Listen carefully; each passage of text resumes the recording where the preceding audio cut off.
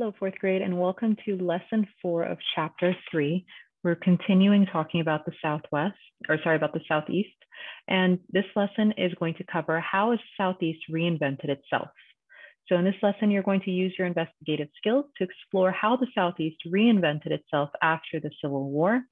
Reading and talking about these changes, the changes that took place in the Southeast will help you to understand how it became an important region and the important region that it is today. Now take a look at the picture that you see here. This is a picture of the Norris Dam in eastern Tennessee, and it was built as part of the Tennessee Valley Authority project in the 1930s. So we're going to go ahead and, as always, start with our questions in our blue bars. Number 1, inspect, read the heading. What do you think the heading refers to? Highlight how the project changed through time. So you can underline if you don't have a highlighter, that's fine. Or you can use a yellow crayon. Circle the benefits provided by the creation of the Tennessee Valley Authority. Then number 2, find evidence. Read what effect did the TVA have on the people who lived in the Tennessee River Valley. Underline the numbers significant to the TVA's operation. Tennessee Valley Authority. The Tennessee River Valley covers part of the Southeast. In the past, during dry seasons, the river became little more than a trickle. In other seasons, heavy rainfall caused it to flood low-lying areas. Few industries existed in the area, so many people who lived there did not have jobs. During the 1930s, the region suffered even more job loss because of the Great Depression. President Franklin D. Roosevelt created a number of programs to help citizens during the Great Depression, including the Tennessee Valley Authority, or TVA. The TVA supplied jobs for many workers, and it also controlled flooding and provided the area with electricity. Let's take a look at our first picture down here. Construction of the dams in the TVA program provided jobs for people in the Tennessee River Valley region. Here's a bigger picture of that. You can see a construction site that they have over here, and they would have people working on that construction site. This promotional poster was created during the 1940s. It highlights the early progress made by the TVA. So here you can see the project, the dams and bridges and things that are being built along the way to provide for people and provide jobs for people. Not everyone was pleased with the TVA program. Local utility companies tried to stop the TVA's progress by filing lawsuits, but they failed. In order to complete the huge project, the government had to move entire towns. For the people living in these towns, the move created great hardship. Despite the controversy, the TVA had many successes. Local people received jobs. Dams controlled the flow of the water and generated electricity. TVA experts taught people better farming methods and replanted trees. Erosion no longer destroyed fertile soil.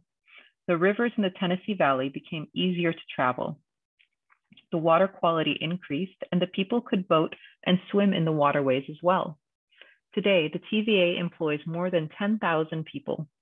Water quality is protected, and the TVA takes care of 293,000 acres of land, including more than 80 sites for public recreation. The TVA has made great strides towards protecting the environment by reducing smoke and other emissions from the power plants. In addition to jobs at the TVA itself, the surrounding region claims more than 60,000 jobs at companies that support the TVA. Now let's take a look at our graphic organizer. Our first one, we're going to go back to focusing on a main idea and key details. Now, in order to find your main idea and key details, you need to read the text carefully or reread it if you need to get a better understanding. You need to identify the key details, so find them. And then think about what ways the key details are in common to figure out what your main idea is. So here we know that the main idea that we've been talking about on those previous 2 pages was that the TVA brought benefits to the Tennessee River Valley. And in the key details section, we can list what some of those benefits are. We can say that before the TVA, the Tennessee River was either often way too dry or it was flooded, depending on the season, and the people living near it needed jobs. Another key detail was that President Roosevelt started the TVA in the 1930s. Dams controlled the river and generated electricity for people that lived there. Erosion was controlled now, so it wasn't damaging the soil, and it protected the water quality as well.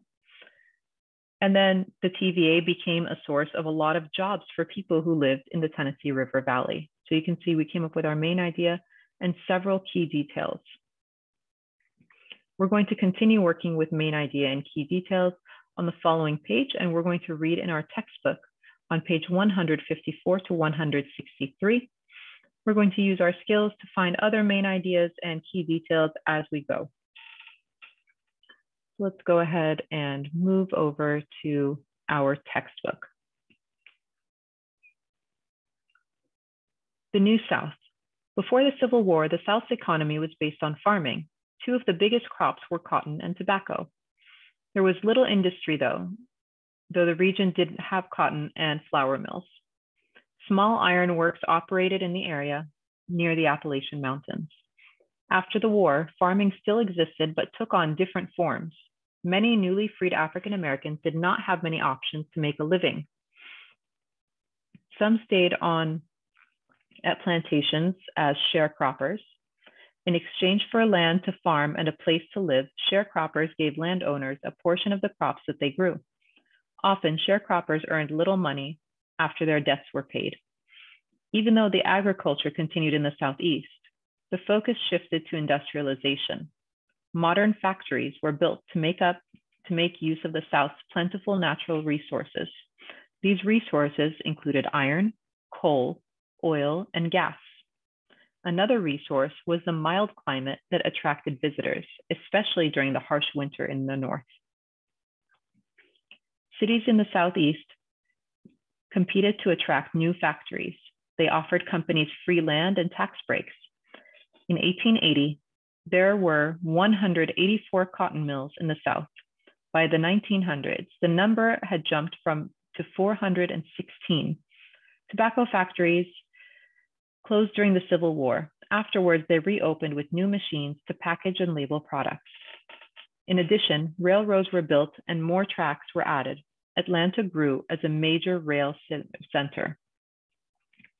So our first main idea that we can mention is that the economy in the Southeast changed after the Civil War. That's the first thing we can put in here. And some of the key details that we read was that farming had been the main source of income before the war.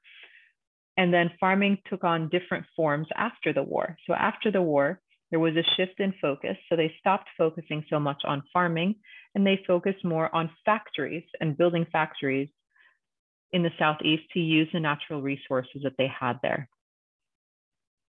Let's go on to our next page. Modern cities, modern industries. The growth of industry in the Southeast led to the growth of cities. Cities served as centers for business, labor, and transportation. Those cities located near water, such as Memphis, Tennessee, Louisville, Kentucky, and Charleston, South Carolina, grew faster than others because they offered shipping. New Orleans benefited from its location near the Mississippi River and the Gulf of Mexico. Natural resources continue to be important to the economy in the Southeast. In the area near the Appalachian Mountains, farmers grew corn, soybeans, and tobacco. The wet conditions in the Mississippi Delta and Florida provided excellent growing conditions for rice and sugarcane to grow. In the Gulf Coast and Florida, long coastlines encouraged fishing industries. Lumber mills processed pine and hardwoods from the forests in the Southeast. Some of this lumber went to furniture factories, especially in North Carolina. Many of these factories were located in High Point, North Carolina, and the town became a leading maker of furniture. Alabama benefited from deposits of coal, iron, and limestone. In the late 19th century, companies began using blast furnaces in the state and began processing iron ore. Companies moved to Birmingham, Alabama, and commerce or business increased, causing the city to grow. In the 1930s, the Tennessee Valley Authority, or TVA, built a series of dams and reservoirs that produced power for the area. It also provided jobs for the region. Coal mining dominated West Virginia and the hill country in Kentucky and Tennessee.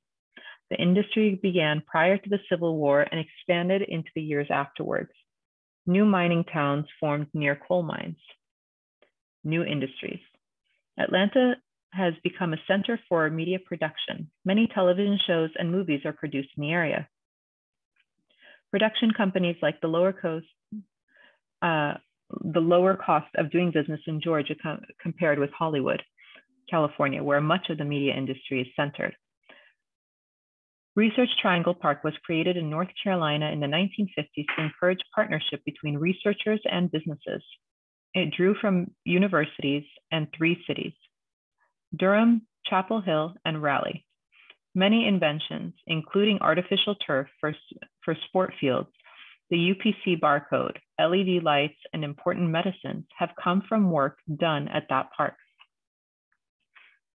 Over here, we have a picture and it says television shows and movies are filmed in Atlanta, Georgia. At the bottom, we can see commercial fishing and shrimping boats cast their nets in the waters off the southeast coast. So the next thing we can add into our graphic organizer for our second box is that the boom of industry in the South caused cities to grow. So as all of these factories and industries grew really quickly, cities also grew very quickly.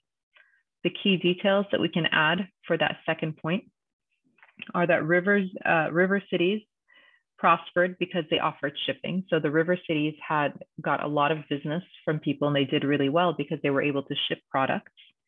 Natural resources like trees, coal, iron, and limestone were used to create jobs and boost the economy.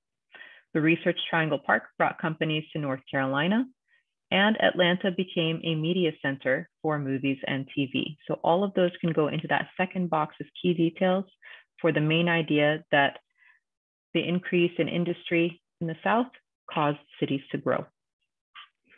Let's continue reading. Tourism. Tourism grew in the region when developers in Florida built hotels in St. Augustine and Palm Beach in the 1880s and 1910s. Today, travelers come to the Southeast from all over to visit the many tourist attractions. In addition, the warm weather of the Southeast brings snowbirds, visitors from colder climates who live in warmer climates during the winter months. Miami and New Orleans. Miami's warm climate and pleasant beaches attracted visitors as early as the 1890s. Despite the threat of hurricanes, the city has prospered. Other popular beach cities in Florida are Daytona Beach, Fort Lauderdale, and Key West. Daytona Beach also hosts auto racing events such as the Daytona 500. Some of the best known attractions in Florida are theme parks. People of all ages enjoy the exciting rides, watching shows, and meeting familiar characters. New Orleans was founded in 1718 by the French. Ownership of the city transferred to the Spanish and then back to the French before it joined the United States in 1803. This blending of cultures and has influenced the area's language, traditions, food, and building styles. This and its location near the Mississippi River have made it a popular tourist spot. Beaches in the Southeast, like this one in Miami, Florida, attract visitors looking to enjoy their sun and the waves. History, hills, and more. Historical sites attract many visitors to the Southeast. In Virginia, people can tour a historically accurate recreation of the fort and town in Jamestown. Colonial Williamsburg, also in Virginia, is a living history museum. Revolutionary War and Civil War battlefields are important Virginia historical attractions. Beautiful natural sites, including the Great Smoky Mountain National Park of Tennessee and North Carolina. This park features wildlife viewing, historic buildings, and lush forests. Visitors can travel the Blue Ridge Parkway through the Appalachian Mountains or the Skyline Drive through the Blue Ridge Mountains. The natural beauty of Asheville, North Carolina attracts many visitors. Biltmore House, located in Asheville, is the largest privately owned house in the United States. Myrtle Beach and Hilton Head are 2 South Carolina destinations. Families enjoy 60 miles of beaches at Myrtle Beach. Hilton Head Island is known for its golf courses. Louisville, Kentucky is home to the Louisville Sluggers baseball bat factory and museum. All of these attractions in the Southeast generate income from tourists for the region. The recreated Jamestown colony includes replicas of early settler houses. The Great Smoky Mountains National Park in Tennessee and North Carolina is one of the most viewed national parks because of its scenic hiking trails. So now that we talked about tourism, we're going to jump back and we're going to take a look at our third box, or our third main idea. What we learned on these 2 pages is that tourism is a major industry in the Southeast. The warm climate and the warm weather brings in visitors, especially during the winter months. New Orleans' culture and location on the Mississippi River also brings in many tourists. There's a lot of historical sites that visitors can come and see. And the natural beauty of the mountains and the beaches also is a huge motivation for people to come and visit the Southeast. So all of those help contribute to the economy of the Southeast. All right, let's go ahead and hop into our next pages here. We're going to talk about presidential places, and then we'll get into our last couple pages. Presidential locations in the Southeast include family homes, birthplaces, and presidential libraries. Visiting these sites provides a more complete view of the presidents as people and Americans. Let's take a field trip to some of these historical places. Mount Vernon. Our first president, George Washington, made his home on Mount Vernon in Virginia. Mount Vernon includes an estate, gardens, and a farm. Visitors can view Washington's mansion, a grits mill, and a pioneer farm. Visitors can also see the graves of Washington and his wife, Martha. Now, the reason George Washington didn't live in the White House where all the presidents live now is because when he was the first president, the White House hadn't been built yet. So this is where his home was. Monticello. Our third president, Thomas Jefferson, lives on a plantation called Monticello, located near Charleston, Virginia. This site included a large home, gardens, a plantation, and cabins where enslaved Africans lived. Tours provide a look into Jefferson's life as a public servant, inventor, and philosopher. Abraham Lincoln, birthplace. The birthplace of the 16th president, Abraham Lincoln, is Hodgenville, Kentucky. The town includes a replica of the single-room log cabin where Lincoln was born. A lesser-known Lincoln Memorial sits in a park. The sinking spring where the Lincoln family got their water is nearby. Jimmy Carter National Historic Site. The National Park Service maintains a historic site in Plains, Georgia, of the boyhood home of the 39th president, Jimmy Carter. Visitors can see Plains High School and Carter's boyhood farm. The Carter home has been restored to the way it appeared when President Carter lived there in 1938. The Hermitage. Our 7th president, Andrew Jackson, made his home at the Hermitage, a plantation in Tennessee that is now a museum. President Jackson and wife Rachel are buried here. William J. Clinton Presidential Library and Museum. The Library and Museum honoring the 42nd president, Bill Clinton, is located in Little Rock, Arkansas. The museum has replicas of the White House's Oval Office and Cabinet Room. Photos, videos, and documents highlight Clinton's term as president. Music in the Southeast. Music has a rich, varied history in the Southeast. Different kinds of music have combined and changed to form a number of styles. The different styles of music blended together songs and melodies from different cultures. Blues, gospel, and jazz. African Americans had great influence in Southern music. Many who were enslaved on plantations used songs during their hard work. Songs also conveyed strong emotions of love and loss. The blending of work chants and sad songs became known as the blues. Spirituals were heartfelt folk songs such as Swing Low, Sweet Chariot. They expressed the difficulties of life for many enslaved African Americans. Many African Americans embraced Christian music and later formed gospel choirs that performed spiritual hymns. African Americans in St. Louis, Missouri came up with a new form of fast-paced dance called ragtime. Jazz music that developed in New Orleans, Louisiana, reflected the diversity of the city. Dixieland is a type of jazz music. Jazz musicians perform lively music on the streets of New Orleans. Country comes along. Country music is a type of folk music that began in the rural Southeast. Nashville, Tennessee is the home of country music. The Grand Ole Opry is a famous country music show in Nashville. Bluegrass, a blend of gospel, country, and jazz featuring banjos and fiddles, also developed in the Southeast. Cajun and Zydeco music started in Southwest Louisiana. Descendants of French people who migrated from Canada in the late 1700s became known as Cajuns. The music meant for dancing uses accordions, fiddles, spoons, and triangles. Zydeco music is similar, but comes from people of Creole descent. Rock and roll emerged in the 1950s as a merging of country and rhythm and blues. Rock and roll often uses fast tempos, guitar rhythms, and strong vocals. Chuck Berry, Elvis Presley, and Little Richard helped make this form of music popular in the late 1950s. All three music giants came from the Southeast. The music of the Southeast would not have developed without the African American musicians.